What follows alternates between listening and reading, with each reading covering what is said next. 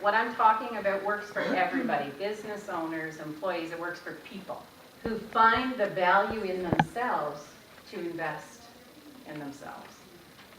Okay, so how to use these 7 strategies. If you look on the back side of the card, well, front or back, how do you know? The one with the key and my picture on the top. There are the 7 strategies on which I train. And one day I was training on these to a group of electrical contractors. It was their association meeting. And this one guy comes up to me and he says, you know, my daughter needs to work with you.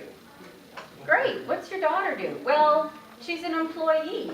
But I can see how if she knew where she wanted to be 3 years from today, then she'd be a lot closer to getting there. And then if she were to map out the route and how to get there, you know, then she'd have a well mapped out plan. And the third one is to follow through on your ideas. He said she's full of ideas, but her follow through really sucks. And then the fourth one, she'd come back home. And so it was, you know, taming the cash flow beast. That speaks to business owners, but it's all about the financial component. Then strategy number 5, which we're going to talk about in a minute, that's all about your support team. It doesn't mean that you have to have a business to have support in the form of humans. No, we all have support around us. Is it the kind of support that helps you move forward? Or is it the kind of support that holds you back or even pushes you back? That's the big one about strategy number 5. So when I'm working with my clients who have 60 employees, yeah, we're focusing on that, but be a leader. You're the leader. They need to see you set the tone of your life. And so does everyone around you, your colleagues and everybody. So if you've ever heard anybody complaining, anybody ever heard anybody? Have you ever done it yourself?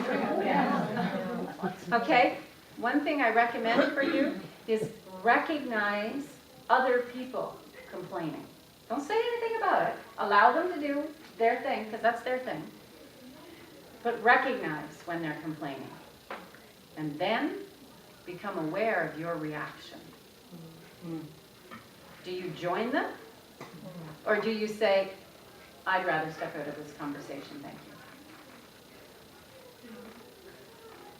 As a business coach or as a professional coach, anytime somebody's complaining to me, and way back in the day I used to go to these networking meetings and I didn't know anybody there, you know, so you're getting your coffee and this person just, and she's got a business and she's in this networking meeting to get clients and grow her business? So I'm listening and listening and I said, would you like it to be different? Well, it can't be. Okay. And I just moved on. Now, she's right. It can't be. Not with her attitude. No. The thing is, what you don't consciously reject, you subconsciously accept. If I had not walked away from that conversation, my subconscious mind would have been saying, what that woman just said is right. It can't be different. And my business would have failed miserably.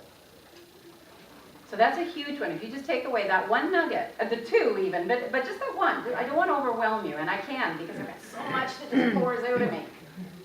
But what you don't consciously reject, and that doesn't mean, shut up, I don't want to hear that. That's not bad at all. It just means step aside and let that crap go by you. And keep on stepping aside.